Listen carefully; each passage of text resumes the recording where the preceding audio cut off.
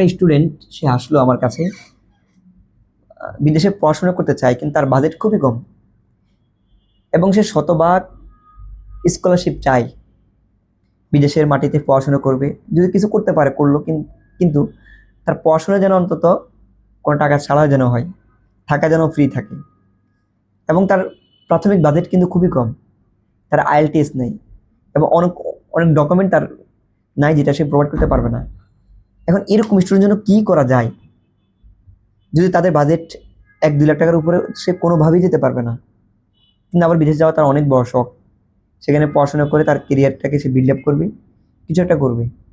তাহলে আমি অবশ্যই তাদেরকে নৈরাশ না করে তাদেরকে আমি সাজেস্ট করব চায়নায়। এই যে চায়নাতে পড়াশোনার জন্য সে যদি যায়, টোটাল কস্ট তার এরকম যাবে, কিন্তু সে আরও তার একটা ব্রাইট ফিউচার আছে যদি সে সিএসএ যে একটা এক্সাম আছে সেখানে টিকে গভর্নমেন্ট থেকে সে স্কলারশিপও পাবে প্রতি মাসে, ভালো একটা স্টেপেন্ড যেটাকে আমরা বলি সে গেইন করতে পারবে।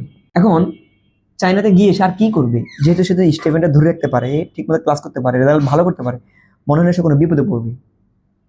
এরপর সে চাইলে ওখানে বিজনেস আইডিয়া জেনারেট যদি করতে পারে, বাংলাদেশের বিজনেস চায়না, সে তার সবচেয়ে বিশ্বস্ত একটা জায়গা থাকে, সে বিশ্বস্ত অর্জন করে সে যদি বাংলাদেশের হিউজ ব্যবসায়ীদের সাথে কানেক্ট হয়ে সে ভালো একটা ফিউচার ওখানে বিল্ড আপ করতে পারে।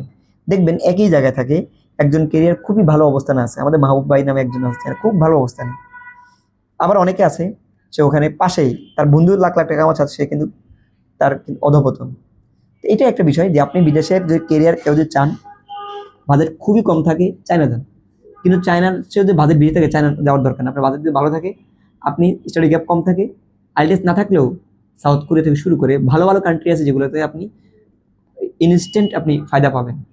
তো এটাই বলি যে চায়নাতেও কেউ যদি যেতে চায় এবং তার যদি আমাদের মাধ্যমে যায়, লিঙ্ক আপ থেকে শুরু করে যত কিছু আছে, ইনশাল্লাহ আমরা আপনাকে অবশ্যই সবগুলোই ফরওয়ার্ড করার ট্রাই করবো। তো আজকে এই পর্যন্ত, আল্লাহ হাফিজ।